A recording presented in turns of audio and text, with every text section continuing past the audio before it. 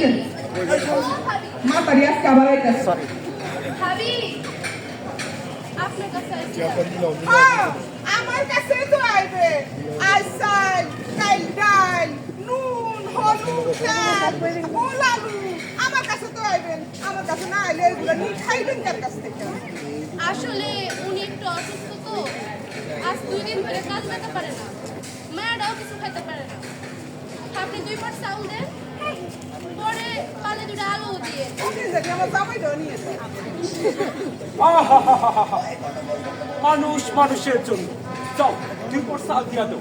আরে যাও যাও একদম ধরা মুতলাইয়া পড়তাছে আর কোনো সাইলেন্ট লোকে একটু তেল বেশ বাড়াই দিও ভাবিসা এই মনে করেন আপনার যখন যা লাগে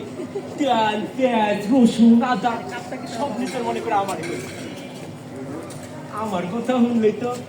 মানুষের কাছে চায় খাওয়ার লাগে না ঘরে বৈশা মুরগির চালন দিয়ে ভাত খাওয়া যায় পাখি ঘুষ মানবা মানবা তুই সব হারাইয়া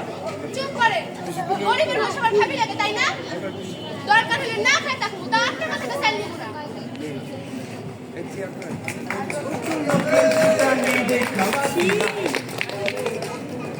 আমি এখানে কই সাই নিয়ে আইছি